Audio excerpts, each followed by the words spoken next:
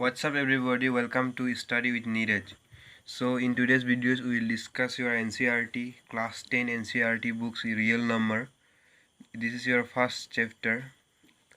Assamese real number বাস্তৱ সংখ্যা বুলি কোৱা হয়। তোমালোকৰ বাস্তৱ সংখ্যা real number পঢ়াৰ আগতে আমি প্ৰথমতে আমি number system অকমান ৰিভাইজ কৰি লম। তোমালোকে ক্লাস 9 ত পাইছিলা চাগে rational number. Okay, rational number কি আছিল? A number which can express in the form of p by q where q not equal to 0 is called a rational number. তোমালোকৰ rational number কি হয়? A number which can be expressed in the form of p by q. ইয়াত কি যিবোৰ number তোমালোকে কি p by q ফৰ্মত express কৰিব পাৰা, মানে তোমালোকে ফ্ৰেকশনত এক্সপ্ৰেছ কৰিব পাৰা। ঠিক আছে, য'ত q is not equal to 0, য'ত q তোমাৰ 0 হ'ব নোৱাৰে, মানে কি কৰিব ফ্ৰেকশনত নম্বৰ কি কয় লিখিব পাৰিবা, তেনে নম্বৰ কি কয় ৰেশনাল নম্বৰ। ওকে, তোমাৰ এই ওপৰটো নিউমিনেটৰ আৰু তলটো ডিনোমিনেটৰ বুলি কোৱা হয়। ঠিক আছে, ডিনোমিনেটৰ কেতিয়াও 0 হ'ব নোৱাৰে। ঠিক আছে, নিউমিনেটৰ হ'ব পাৰে 0, কিন্তু ডিনোমিনেটৰ কেতিয়াও 0 হ'ব নোৱাৰে। ঠিক আছে, ফৰ এক্সাম্পল তোমালোকৰ ৰেশনাল নম্বৰৰ এক্সাম্পল হ'ল 0 এটা ৰেশনাল নম্বৰ। কিয়? কাৰণ তোমালোকে 0 তলত 1 এটা আছে বুলি তোমালোকে ধৰি ল'ব পাৰা। ঠিক আছে, 0 by 1 আমি লিখিব পাৰোঁ। ঠিক আছে, p by q ৰ ফৰ্মত আমি এইটো 0 লিখিব পাৰোঁ। এইটো কাৰণে তোমাৰ কি হৈছে, এইটো ৰেশনাল number. 1 rational number, 2, 3, 4, 5, 6, these all are rational number. Okay, next আছে তোমালোকৰ irrational number. Irrational number নো কি হয়? A number which cannot express in the form of p by q. আমি যিবোৰ নাম্বাৰ আমি p by q to express কৰিব নোৱাৰোঁ, p by q ফৰ্মত এক্সপ্ৰেছ কৰিব নোৱাৰোঁ, মানে ফ্ৰেকশনত এক্সপ্ৰেছ কৰিব নোৱাৰোঁ, ভগ্নাংশত তোমালোকৰ এক্সপ্ৰেছ কৰিব নোৱাৰোঁ। ওকে, তেনেবোৰ নম্বৰ কি বুলি কোৱা হয়? ইৰেশনাল নম্বৰ বুলি কোৱা হয়। ঠিক আছে, ফৰ এক্সাম্পল তোমালোকে ইৰেশনাল নম্বৰ পাই হয় তোমালোকৰ ইৰেশনাল নম্বৰ √2 √3। তোমালোকৰ ৰুটত থকা যিমানবোৰ সংখ্যা আছে সব ইৰেশনাল নম্বৰ হয়, আৰু পাই তোমালোকৰ কি হয়? ইৰেশনাল নম্বৰ। ঠিক আছে, ৰেশনাল নম্বৰ কি আৰু ইৰেশনাল নম্বৰ কি আমি এই দুটা বুজিলোঁ। এতিয়া আমি আহোঁ next integers. Okay, what is an integers? আছামিছত ইয়াক অখণ্ড সংখ্যা বুলি কোৱা হয়। Integers, an integers is a positive or a negative number with no' fraction parts. Okay, তোমালোকৰ ইন্টিজাৰ্ছ নেগেটিভ হ'ব পাৰে, পজিটিভ হ'ব পাৰে, কিন্তু কি হ'ব নোৱাৰে? ফ্ৰেকশ্যন হ'ব নোৱাৰে। ওকে, ইন্টিজাৰ্ছ কেতিয়াও ফ্ৰেকশ্যন নহয়। ওকে, তোমাৰ 0 ইজ অলছ' এন ইন্টিজাৰ্ছ, 0 এটা ইন্টিজাৰ্ছ হয়। ইন্টিজাৰ্ছ কি হয়? নেগেটিভ হয়, পজিটিভ হয়। 0 ইন্টিজাৰ্ছ হয়, কিন্তু ফ্ৰেকশ্যনত নহয়। ওকে, ভগ্নাংশত ইন্টিজাৰ্ছ নহয়। মিনছ -5, -4, -3, -2, -1, 0, 1, 2, 3 যিমানো তোমাৰ নেগেটিভ পজিটিভ নাম্বাৰ আছে সকলোবিলাক কি হয়? ইন্টিজাৰ্ছ হয়, খালি ইন্টিজাৰ ফ্ৰেকশ্যনত নহয়। ওকে, এতিয়া আমি আহোঁ তোমালোকৰ ৰিয়েল নাম্বাৰ। ওকে, এই চেপ্টাৰটোৰ নামে হৈছে real number. Real number means কি? ওকে, ৰিয়েল মিনছ আছামিছত বাস্তৱ বুলি কোৱা হয়। ওকে, আৰু নাম্বাৰছক সংখ্যা বুলি কোৱা হয় আছামিছত। All the rational irrational numbers and integers are called real numbers. কি কৈছে? তোমালোকৰ সকলোবিলাক ৰেচনেল নাম্বাৰ, ইৰেচনেল নাম্বাৰ আৰু ইন্টিজাৰ্ছে হয় real number. Okay, real number তোমালোকৰ ফ্ৰেকশ্যনতো হ'ব পাৰে, ৰেচনেল নাম্বাৰো হ'ব পাৰে, ইৰেচনেল নাম্বাৰো হ'ব পাৰে, ইন্টিজাৰ্ছো হ'ব পাৰে, নেগেটিভ হ'ব পাৰে, পজিটিভ হ'ব পাৰে, মানে সকলোবিলাক নাম্বাৰে তোমালোকৰ কি হয়? ৰিয়েল নাম্বাৰ হয়। ফৰ এক্সাম্পল 2, 3, √2, √5, পাই, এই সকলোবিলাক নাম্বাৰ কি হয়? ৰিয়েল নাম্বাৰ হয়। ওকে, হয়তো তোমালোকে বুজি পালা। এতিয়া আমি নেক্সট পঢ়িম। এতিয়া আমি Euclid division lemma. Okay, what is N Euclid division lemma? এই ইউক্লিড ডিভিজন লেমানো কি? ইউক্লিড এজন মেথামেটিচিয়ান আছিল। তেওঁ আমাক ডিভাইড কৰা এটা নিয়ম দিছিলে। সেই নিয়মক কি বুলি কোৱা হয়? Euclid division lemma. Euclid division lemma কি হয়? মই প্ৰথমতে তোমালোকক এটা এক্সাম্পল দিছোঁ, এক্সাম্পলৰ দ্বাৰা তোমালোকক ক্লিয়াৰ কৰি দিম যে ইউক্লিড ডিভিজন লেমা কি হয়। ঠিক আছে, ধৰা তোমালোকক 7ক তোমালোকে 3 ৰে ডিভাইড কৰিছা ওকে কিমান বাৰ যাব 3 2 যা 60 দুই বাৰ যাব কিমান বাচিব ৰিমাইন্ডাৰ 1 ওকে তোমালোকৰ ইয়াক কোৱা হয় ডিভিডেন্ড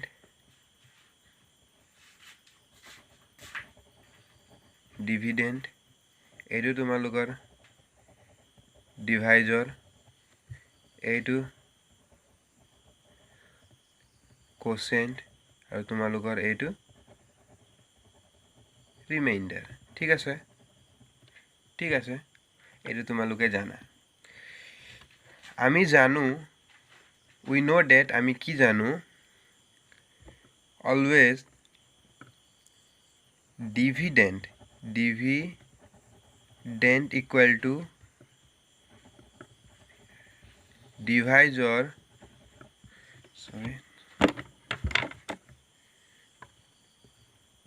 divisor into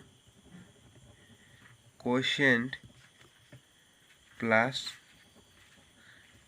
remainder ঠিক আছে এইটো আমি জানো ফৰ এক্সাম্পল তোমালোকে ইয়াৰ পৰা লিখিব পাৰা 7 তোমালোকৰ ডিভিডেন্ড 7 ডিভাইজাৰ কিমান আছিল 3 ইনটু কোসেন্ট কিমান আছিল 2 প্লাস আৰু ৰিমাইন্ডাৰ কিমান আছে 1 তোমালোকে লিখিব পাৰা 7 ইকুৱেল টু 2 6 প্লাস 7 এইটো হয় ওকে আমি এইটো জানো আমাক ইউক্লিডে কি ক'লে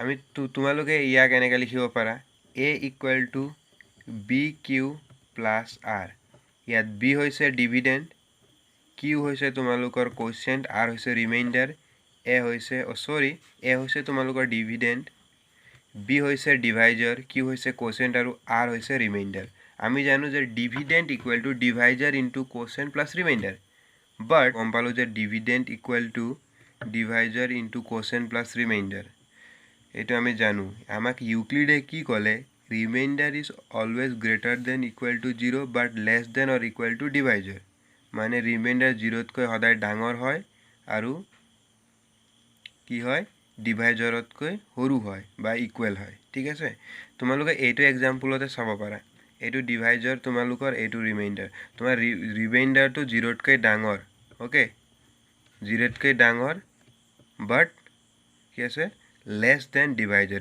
ইয়াত কিমান আছে 3 ইউক্লিডে আমাক এইটোৱে ক'লে ঠিক আছে যদি a equal to bq plus r হলে কি হ'ব তোমাৰ 0 is greater than or r is greater than or equal to 0 but less than or equal to b okay এইটো তোমালোকৰ ইউক্লিড ডিভিজন লেমা এতিয়া আমি NCERT exercise 1.1 কৰিম first question so এতিয়া আমি exercise 1.1 solve কৰিম first question তোমাক দিয়া আছে using Euclid division algorithm find HCF Euclidৰ division algorithm use কৰি আমি HCF find কৰিব লাগে ঠিক আছে first question দিয়া আছে তোমাক 225 and 135 তোমালোকে এইটো কেনেকৈ কৰিম মই চাই যাবা ঠিক আছে ভালদৰে চাই যাবা first কি কৰিবা তোমালোকে 225 is greater than 135 হয় নে 225 135 কৈ ডাঙৰ হয় 225 is greater than 135 we apply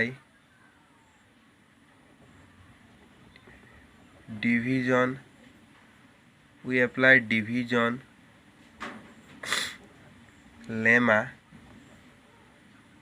to 225 and 135 ঠিক আছে আমি ইউক্লিডৰ ডিভিজন লেমা ইউজ কৰিম ঠিক আছে কি কৰিবা 225 লিখিবা ইকুৱেল টু 135 ফাৰ্ষ্টত 225 হক তোমালোকে 135 এৰে ডিভাইড কৰা কিমান টাইমছ যাব 1 টাইমছ যাব 135 কিমান বাচিব 9 বাচিব ঠিক আছে কিমান হ'ল তোমাৰ 35 into 1 plus 90 এবাৰ গ'ল তাৰপিছত ৰিমাইন্ডাৰ কিমান বাছিলে 90 বাছিলে ঠিক আছে since remainder is not equal to 0 যেতিয়ালৈকে ৰিমাইন্ডাৰ 0 নাহে তোমালোকে কৰি গৈ থাকিব লাগে ঠিক আছে এইটো আমি ৰিমাইন্ডাৰ 0 পাব লাগে ঠিক আছে চোৱা আকৌ চোৱা remainder is not equal to 0 now we apply division lemma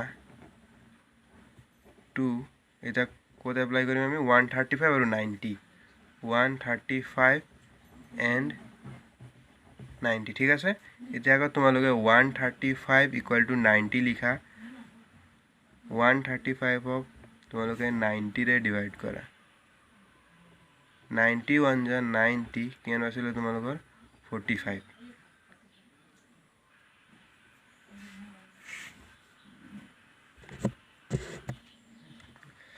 135 ক 90 रे डिवाइड करिले की होबो तुमालोकर वन्स टाइम वन बार एक बार गोल उसके रिमाइंडर किमान बसिले 45 रिमाइंडर एतिया 0 नाहिले since remainder is not equal to 0 ठीक আছে रिमाइंडर आमी जितेलके 0 ना पाओ आमी करि गय থাকিব লাগে তে সোয়া তোমালোকে আকো अगेन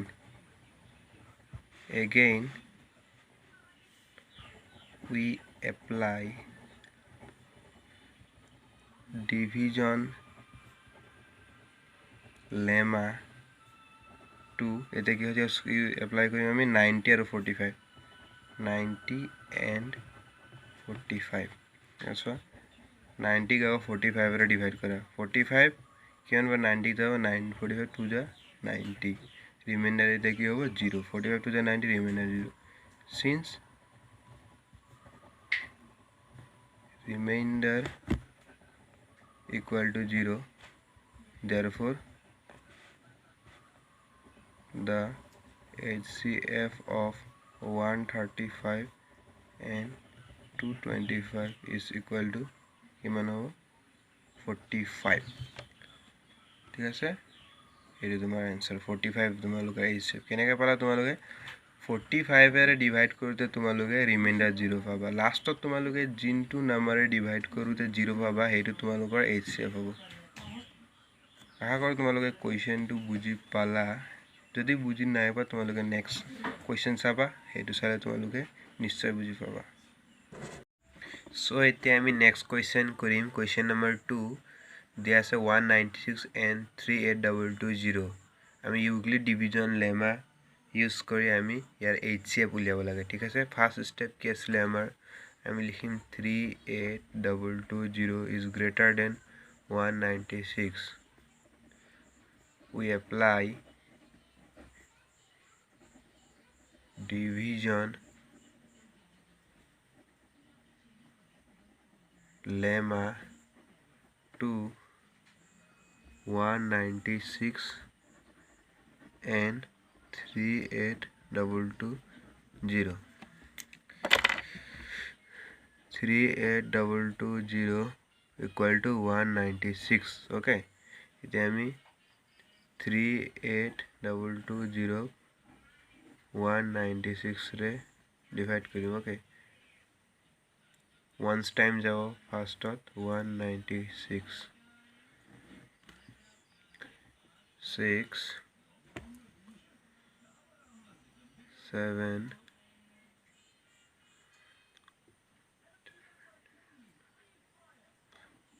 8 हो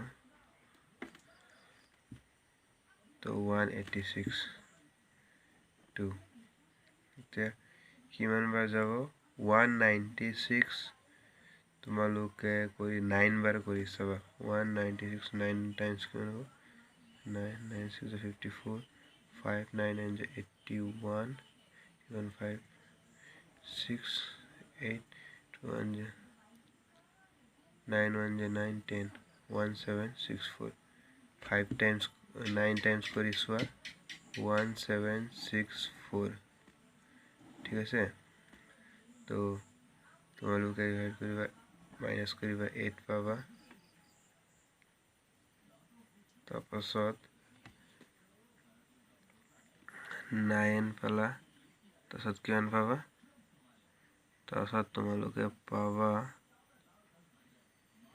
98 होगल पाला 980 ठीक है 980 तुम्हारे 196 रे डिवाइड करे किमान टाइम जो 196 তোমালোকৰ 5 টাইমছ যাব চাগে 5 is 33 9 5 is 45 8 499 5 টাইমছ যাব কিমান হ'ব 980 তোমালোকৰ ৰিমাইণ্ডাৰ 0 আহিলে ওকে 196 into 195 plus 0 ঠিক আছে ৰিমাইণ্ডাৰ তোমাৰ লোকৰ 0 পালো সো HCF কিমান হ'ব 196 হ'ব আমি জিটো নম্বৰে ডিভাইড কৰোতে ৰিমাইণ্ডাৰ 0 পাও তোমাৰ সেই নম্বৰটোৱে HCF হ'ব ঠিক আছে আমি সৰু নম্বৰে ডাঙৰ নম্বৰক ডিভাইড কৰিম আৰু যদি সেই সৰু নম্বৰে ডিভাইড কৰোতে আমি ৰিমাইণ্ডাৰ 0 পাম সেই সৰু নম্বৰটোকে কি হ'ব HCF হ'ব therefore since remainder equal to 0 therefore the HCF of 196 and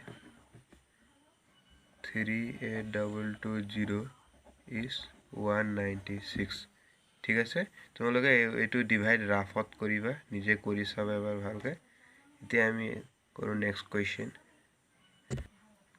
এতিয়া আমি কৰিম কোৱেশ্চন নম্বৰ 3 8 6 7 and 255 দিয়াছে ওকে solution first আমি কি কৰিম 867 is greater than 255 we apply division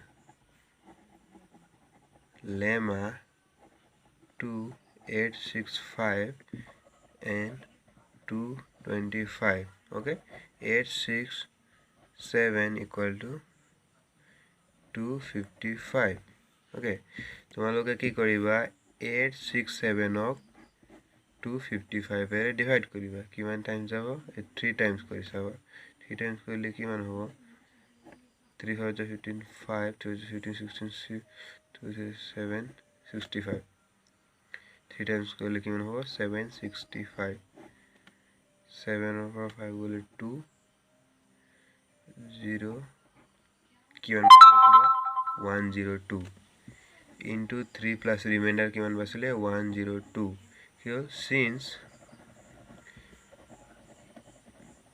remainder is not equal to 0 okay now we apply division lemma to 225 or 255 and 102 okay যেহেতু reminder 0 নাহিলে so আমি কি কৰিব লাগিব যেতিয়ালৈকে ৰিমাইণ্ডাৰ 0 নাহে আমি ডিভিজন লেমা এপ্লাই কৰি আমি কৰি গৈ থাকিব লাগিব ঠিক আছে এতিয়া আমি ডিভিজন লেমা কিহত এপ্লাই কৰিম নম্বৰ 220 255 আৰু 102 255 তোমালোকক দিয়া আছে 102 ৰে ডিভাইড কৰিব লাগিব 255 ক তোমালোকে ডিভাইড ৰাফত কৰিবা মই তোমালোকক দেখাও কাৰণে ইয়াতে কৰি দিছো 102 এই তোমালোকৰ দুবাৰ যাব লুকি হ'ব 204 হ'ব 151 ওকে সো কিমান হ'ব 102 into 2 plus remainder কিমান আছে 51 ওকে এতিয়াও ৰিমাইণ্ডাৰ 0 নাহিলে তো since remainder is not equal to 0 sorry again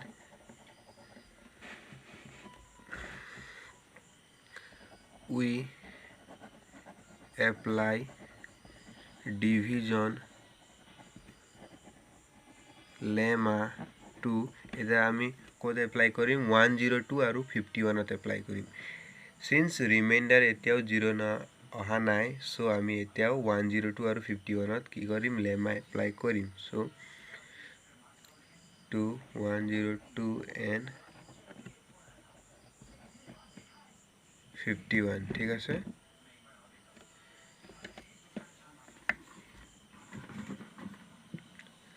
so আমি এতিয়া এপ্লাই কৰিম 102 ইকুৱেল টু 51 51 102 কিমান টাইমছ যাব এই তোমালোকৰ 2 টাইমছ যাব ডিভাইড কৰি চাবা ইকুৱেল টু কিমান হবে ৰিমাইন্ডাৰ এটা তোমালোকে 0 পালা সিন্স